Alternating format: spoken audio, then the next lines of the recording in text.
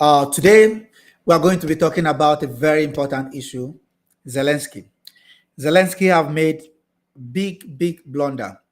Zelensky just made a major diplomatic mistake, backing the US tariff on India for buying Russian oil, which shows the inexperience and weakness, particularly of Zelensky on the international stage.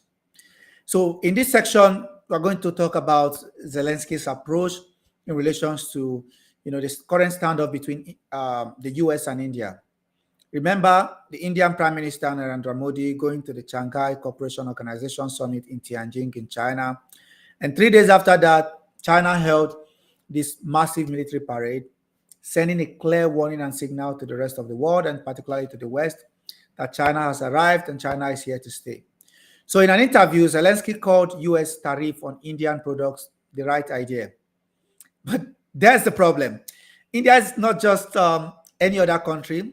India is a rising power with a population of over 1.3 billion people compared to the 20-something or 30-something million population of Ukraine, which is largely dwindling, and a lot of them have fled from the country. So in demographic strength, India is not on the same level with Ukraine. Ukraine is backing on their support and acquiescence for the West, that the West is going to cover them anytime, any day. And America is going to have the back of Ukraine, like you have the back of Israel. And this is what Zelensky is counting on. So Zelensky picking up a fight with India, not with Modi, with India. It's not the right idea. So in his interview, in recent interviews, Zelensky called the US tariff on Indian products the right idea. And like I said, India is a rising power and a leader of the global South, and one of the few countries that could have acted as a mediator in the Ukraine's war. But by supporting the US, what Zelensky and Ukraine have done is they continue to alienate themselves from the government in New Delhi and pushing it closer to Russia and China. Now, this comes right after Modi assured him of support for peace in Ukraine. Right before the Indian Prime Minister Narendra Modi visited Tianjin in China to attend the Shanghai Cooperation Organization Summit, he called Zelensky and said, "We are talking to the Russians, we are talking to everybody. We want peace in your country." And for him to come back and hear Zelensky saying this about India, and by the way, it is not just about the recent event with India. It is not just a slip. It is part of the pattern. Ukraine is losing diplomatic ground in Africa, in Latin America, and now potentially in Asia. And all of this point to Zelensky's lack of experience in statecraft. For a country at war, the last thing you want right now is alienation. And we can see clearly what, the trade-off in terms of the standoff between President Trump and Zelensky when he came to power. So Ukraine is playing a very dangerous game. It has to find the right balance.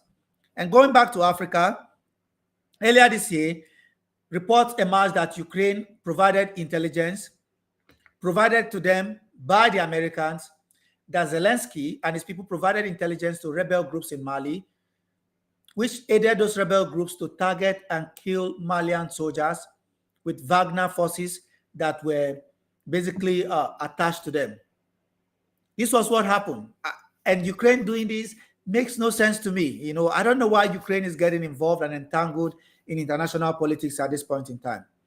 And like I said, this is not a time, there's no luxury. Ukraine is not in a position of luxury to be able to get involved and entangle itself in this kind of political standoff between the West and the global South, if you like. So like I said, it is not just a slip. It is part of a pattern. Ukraine is losing diplomatic ground in Africa. In Latin America, most of them see Ukraine as being used by the West to achieve their objectives, like America is doing in the whole of the Americas. We are seeing the current standoff between America and Venezuela, with the US President Donald Trump also threatening to attack, bomb Venezuela, and basically liquidate the president, Nicolas Maduro, because of his political differences with him. And this is the pattern. This is what the United States of America have been doing. So like I said, I want to welcome all of you to today's section, and we are going to unpack an overlooked but important story, which is Zelensky publicly backing US tariff on India, what it means, was this a mistake, and how does it connect to the wider peace efforts, what is Europe's position, and what is Russia's strategy in terms of this ongoing conflict between Russia and Ukraine. All of this we are going to talk about, in the coming 20 or 30 minutes. Now, this isn't just about trade policy, it's about the global diplomacy and how it works. Who holds the real leverage and how Ukraine is playing or misplaying the game. Who has the real power, who has the real leverage, and how is Ukraine handling, in terms of having the right balance of dealing with different countries. Ukraine is taking a position and saying, oh, India, you should shut up, you should not do deal. India has a population of over 1 billion people. They need to be fed, they need to be clothed. So buying cheap energy from Russia goes a long way to helping the Indian economy. And America is saying, no, you cannot buy cheap energy from Russia because you are aiding the Russian war in Ukraine. You are giving the Russians money and they are using that war to arm themselves. We want you to buy expensive energy from us. This is the same thing America told Europe, to disconnect themselves from Russia and buy LNG, which is 5, 6, 7, 8 times the price of the kind of energy supply they get from Russia. Cheap, 1/8 of the price is what they will pay for Russian energy compared to what they are paying to get energy from the United States. LNG, liquefied natural gas that they are buying from America, compared to the gas they are buying from Russia, which is 1/5. It depends on the price. They are paying more now to buy American liquefied natural gas. So again, this is the Europeans cutting off their own nose to spite their face. So this is what we'll be talking about today. And how does Ukraine fit into this role? And Ukraine is now, biting more than punching above its weight. Picking on all the countries in Africa that are siding with, have any sort of relations with Russia, undermining their security, supporting terrorist organizations in Africa to kill Malian soldiers and Wagner forces that are attached to those Malian troops. Their intervention in Syria. Ukraine is trying to punch above its weight. And what Zelensky is doing is the lack of statecraft. He's very emotional, and this is why he has led the country to this abyss. So India, have stated clearly that they'll continue to do business and protect their national security. And it's about national security threat, or it's about their national security and their national interest. So the US under President Trump slapped 25% tariff on all Indian products. What is the reason for this? India's massive import of Russian oil and defense equipment. India, on the other hand, defends these ties as part of its energy security and strategy and autonomy. India buys cheap Russian oil, refines it, and even resells it, including to Europe. So India is refining this oil, buying cheap oil from Russia. They refine it and even sell to Europe and the United States. Most of these countries don't have the refining capability. So India is doing business. They're refining the oil and selling it to Europe. And it benefits the Indian economy. India is making a lot of money from this. And there you have the Americans telling India that they cannot do business with XYZ, and so on and so forth. So, and what is Zelensky's role in this? In his recent ABC interview, American Broadcasting Corporation, I think, interview, Zelensky endorsed U.S. tariff, calling them the right idea because countries trading with Russia fund Putin's war. He's getting himself involved in international politics and attacking countries like India at a point in time where he should be reaching out to make friends, right? So he's trying to put his 10 toes down for President Trump. President Trump, by the way, have been calling the Prime Minister of India, Narendra Modi, for talks, and he has been ignoring him. So at this point in time, I don't know what Zelensky is trying to do. What is his aim and objective? What is he trying to achieve?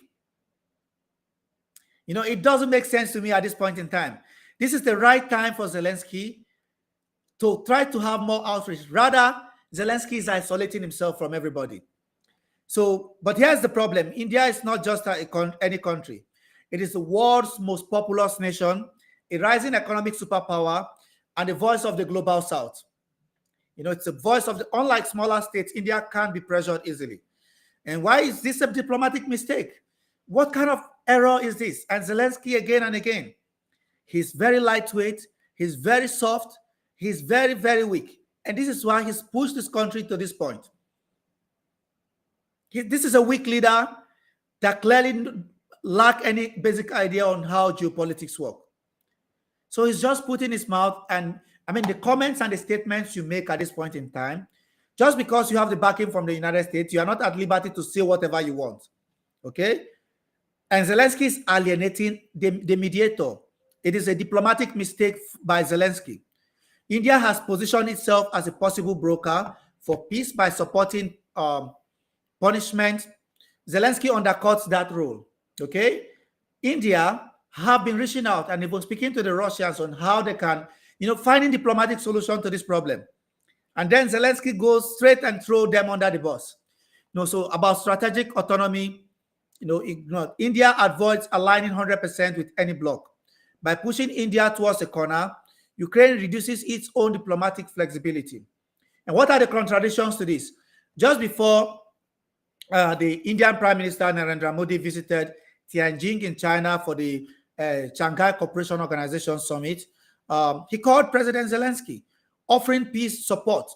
He spoke to him about the whole conflict and how he has been in contact with the Russians and how he can be a mediator in this conflict.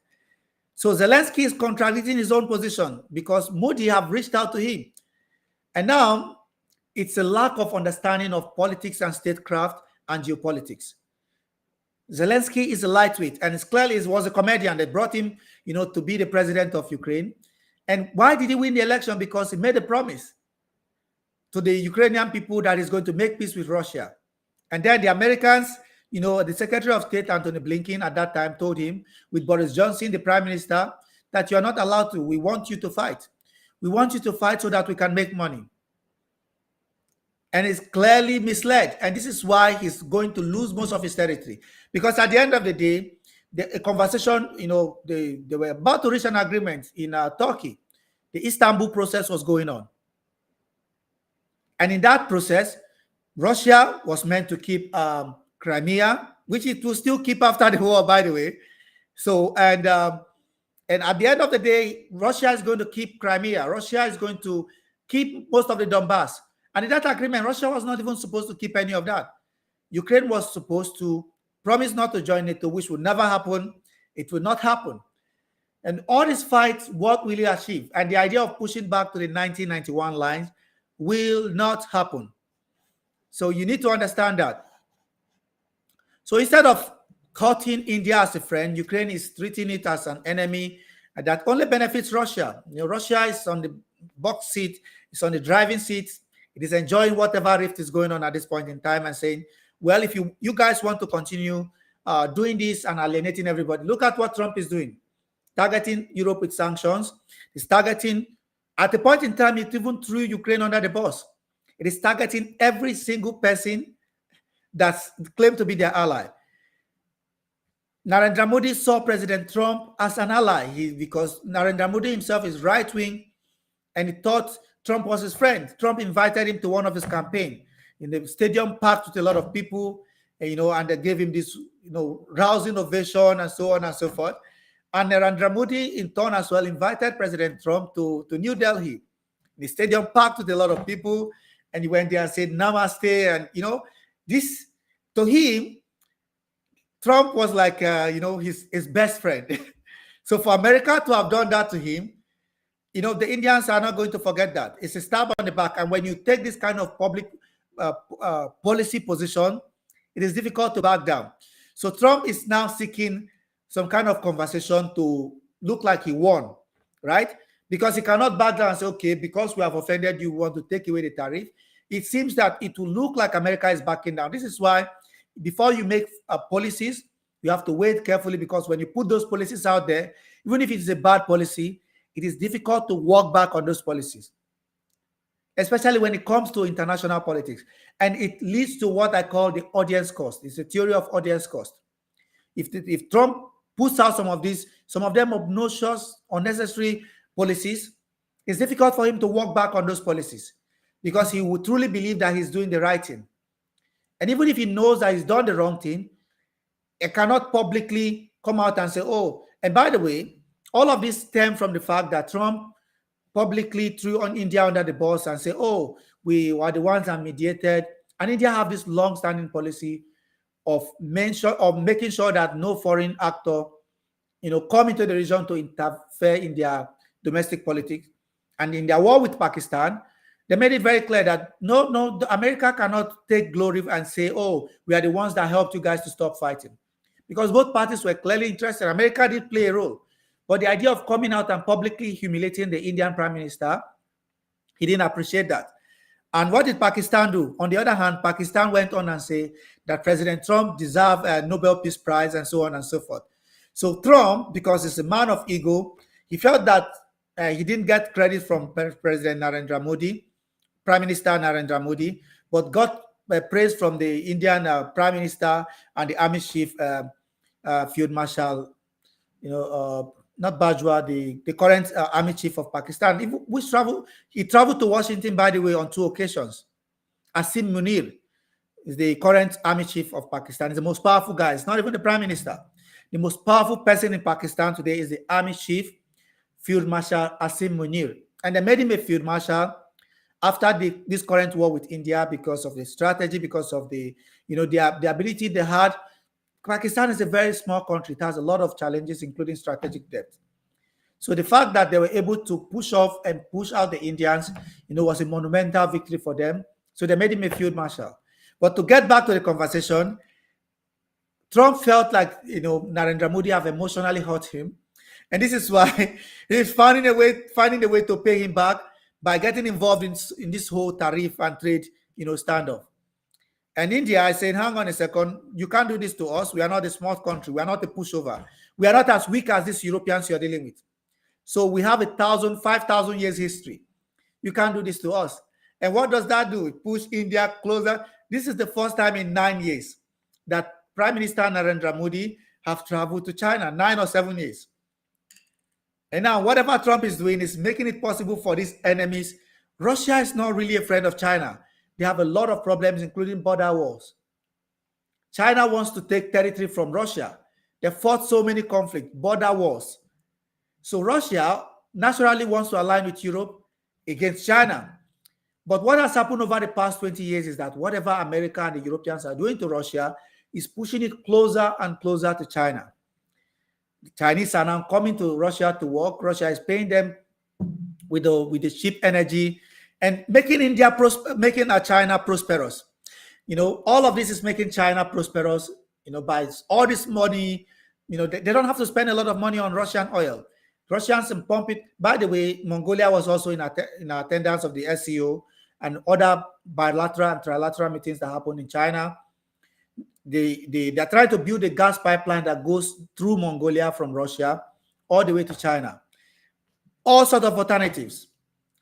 And then you have America pushing away all its allies, isolating itself, and Ukraine is playing into this game.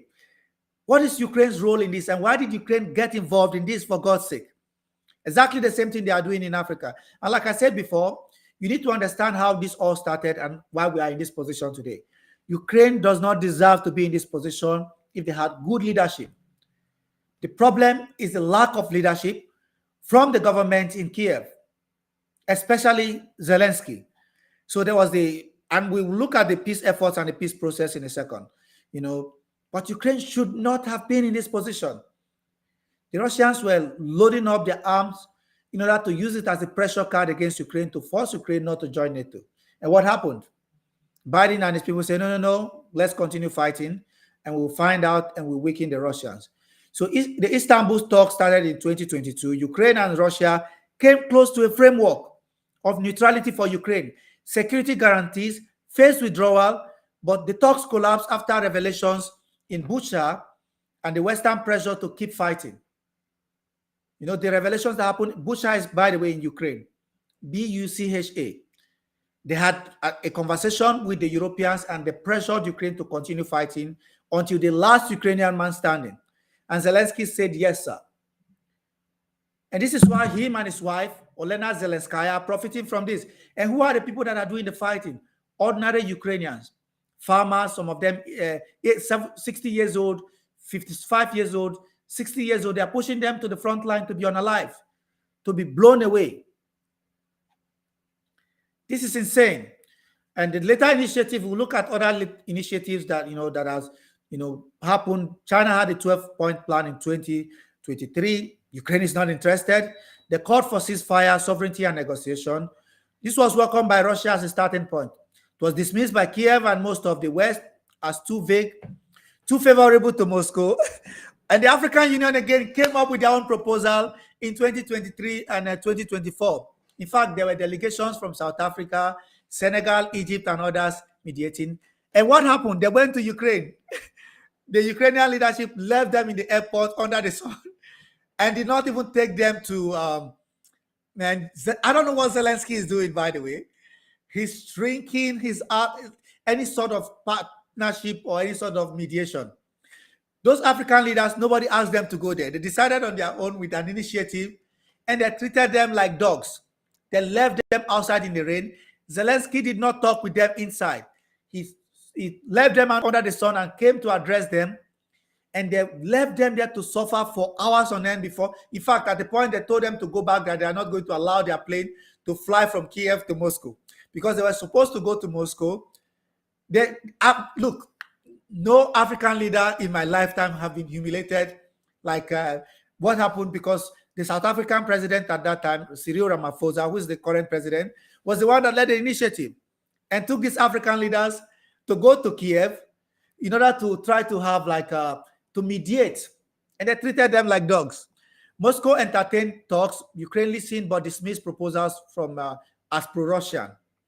They listened to the talks, but they say all those African leaders are pro-Russian and they're not going to listen to them. And also, it showed Africa's desire to play a role in global diplomacy. Saudi Arabia, Jeddah talks in 2023, exactly the same thing. Include Western powers, Ukraine and the global South, but not Russia was not interested. Without Moscow, these talks have no chance of real peace, seen as more consensus building for Ukraine's peace formula than actual negotiations. This was the one they had in Jeddah in Saudi Arabia. Now, what is the role of India? And the reason we're having this conversation today is because the Ukrainian President Volodymyr Zelensky have decided to throw India under the bus and praise President Trump for sanctioning and loading tariff on India for India buying cheap energy from Russia. It's crazy, man. So India, what is the role of India? The Prime Minister of India, Narendra Modi, have repeatedly said that this is not an era of war. India is urging diplomacy but refused to sanction Russia. India balances relations between Moscow, Washington, and Brussels while gaining energy and defense benefits. Now, what are the talking points? The main issues here, right? What are the main talking points of Zelensky and the Europeans? That all these other countries trying to find the right balance are stooges of Moscow, and they are repeating Russia's talking points. Now, the world is trying peace effort, but Ukraine's diplomacy have often, been rejected. Ukraine have often rejected, neutral mediators, saying that they are, playing into the hands of Russia. That is either you stand completely with Ukraine or you are not supposed to be part of the conversation. You cannot take any neutral stand in terms of mediation. If you are not standing 100% with Ukraine and abuse the Russians and threaten to bomb Russia and provide Ukraine with arms, you are not a genuine partner and they are not going to speak to you. And this is what Ukraine is saying. The EU is Ukraine's strongest supporter after the United States. Billions of dollars in aid and weapons and military support, economic incentive have been given to Ukraine. In fact, the estimation out there is about that close to $500 billion have been given to Ukraine. Ukraine have had more funding for this war than Russia. Unfortunately, most of that money is not going to Kiev, ending up back in Brussels and in Washington. This is the corruption in this Western system. And they are forcing Ukraine to fight, making Ukraine believe that they are fighting for integrity and for their dignity and for, the right to their land and sovereignty, while some of these, international actors in America and in Brussels are pocketing all the money and living large with their families. Yeah, it's insane what is going on. So Brussels frames Ukraine as part of Europe's security and identity. So that they said Ukraine is part of their security and identity, and that they must keep the Russians at bay. They must destroy Russia. They must make sure that Russia does not succeed, in Ukraine. Like I said, on India's position is completely different from that of the EU and that of Washington. Unlike Washington, Europe sees India as a partner and not a target. Then trade negotiations, the EU and India have accelerated talks for free trade agreement because, of course, the EU wants to sell their high tech to India. India is a big market. and the EU wants to benefit. But America, and this current government is talking about America First policy, trying to bring back all the manufacturing back home, to manufacture at a very high cost, and point countries around the world gone on their head to buy from the United. I'm not going to buy shit from the United States. Would I buy a mobile phone from America or to buy from China? I'm going straight to China.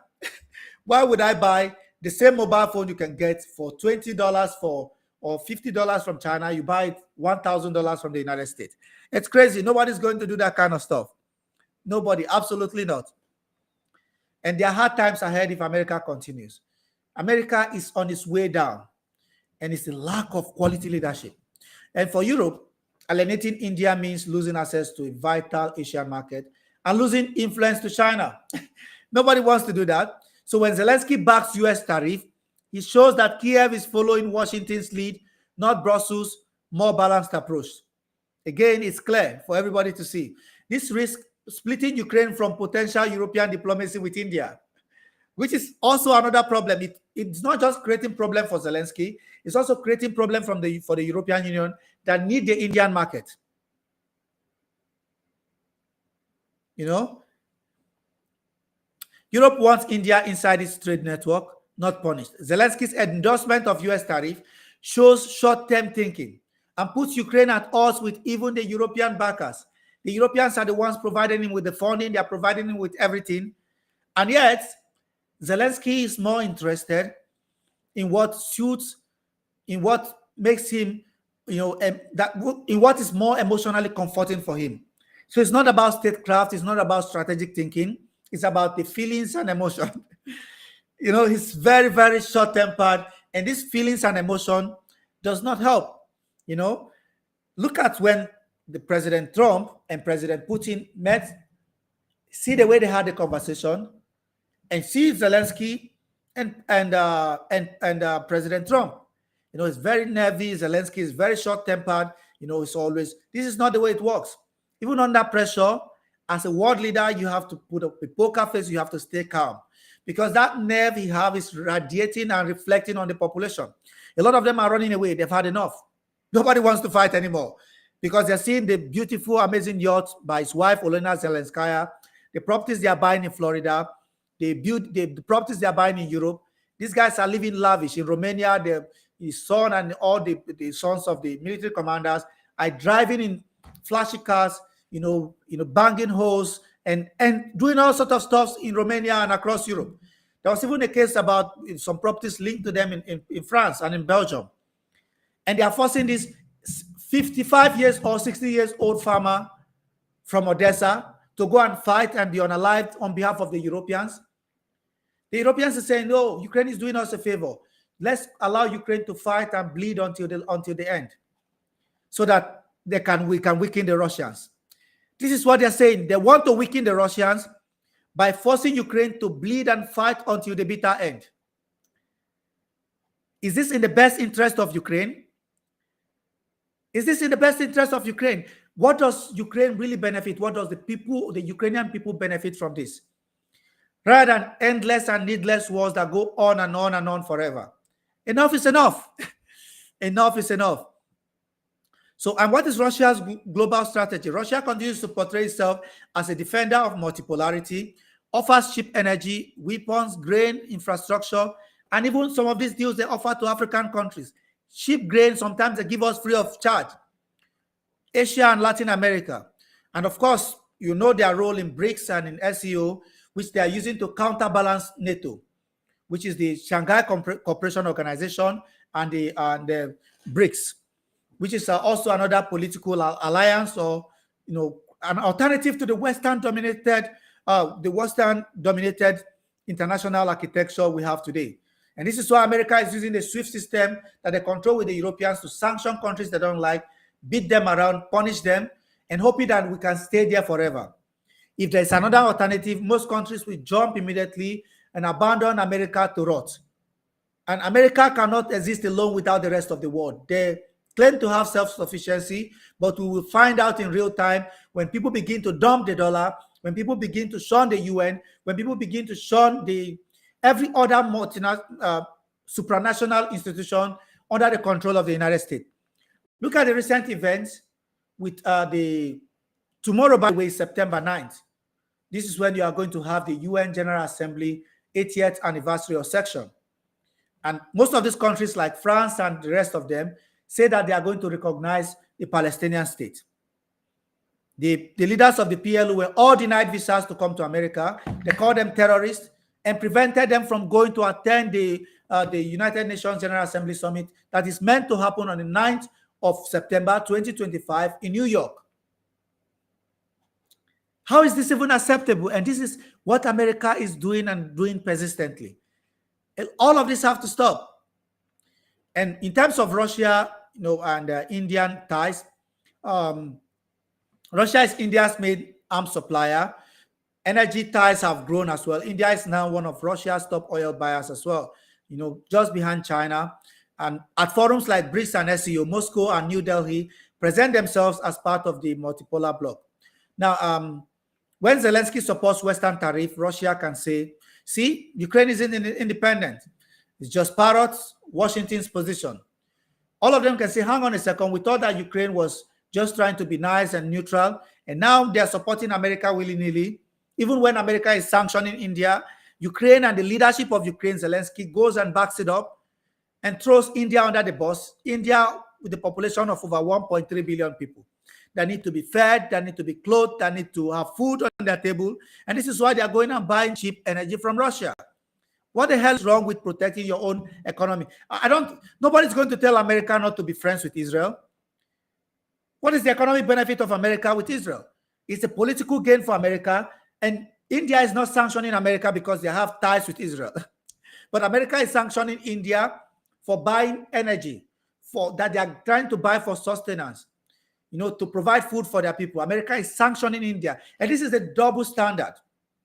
This is this double standard. The idea that you are some sort of global policeman or constabulary, and you're not even looking at what you are doing to your own population, what you are doing to your neighbors. America now is on the verge of going to bomb Venezuela. Why the hell is nobody talking about that? So every time Ukraine alienates a global South partner, Russia gains ground in a battle of narratives. Again and again, it's a diplomatic blunder on the side of Zelensky. Ukraine's shrinking its option. Instead of building bridges, Kiev is burning them by siding too tightly with the US. They run away from the US. This is what I tell you. For instance, the US is going to bomb Venezuela, and Zelensky will raise up his hand and say he supports it. It's crazy. Allow them to do what they are doing, and you maintain your own relations with America, but don't get yourself involved in it. Okay? And the EU is caught in between because the EU wants to engage with India, and Ukraine risks complicating the effort. And because the EU is siding 100% with Ukraine, and the leader of Ukraine, Zelensky, is making these mistakes, every time he goes, he drops the soap. Every time he goes, he smashes the egg on the ground. By default, India, Africa, and Latin America drift closer to Russia and China. Why? Because of the policies of the United States. And Zelensky is putting himself in that position, thinking he's Westerner, thinking he's one of those Europeans. They will never accept him as one of them. They're just using him for their own purpose. With fewer neutral mediators available right now, real negotiations remain very distant. So war isn't just fought on the battlefield, it's also fought in diplomacy, trade, and global alliances. It is very important. And Zelensky's lack of diplomatic skill is costing Ukraine opportunities for a nation under existential threat that could be as dangerous as any weapon that the Russians deploy. So war isn't just fought on the battlefield. It is fought through diplomacy, trade, and alliances. And if you notice what the Russians have been doing, they've been reaching out to countries, trying to build more alliances and build more and have more friends. Reaching out to Africa, to Latin America. They're reaching out to China recently and India, and even reaching out to other European Union countries. So we are not the bad guys. Give us a listening ear. And it was a diplomatic breakthrough for Russia with Putin going to Alaska to see Donald Trump. It means that it is no longer isolated. And now they are trying to rebuild communication line that was taken out under President Biden. So this is what you do. War is not just won on the battlefield.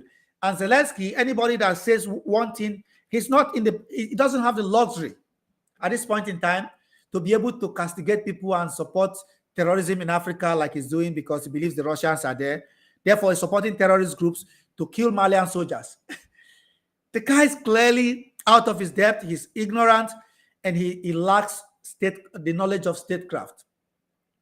He's not a diplomat. He's a comedian. And you can clearly see by his demeanor, by his attitude, by his lack of understanding, and the tyranny. The guy's locking up opponents, he's locking up opposition, abrogated the constitution, ruling with martial law, and has overstayed his time in power. Thank you so much, guys, for watching. Don't forget to like, share,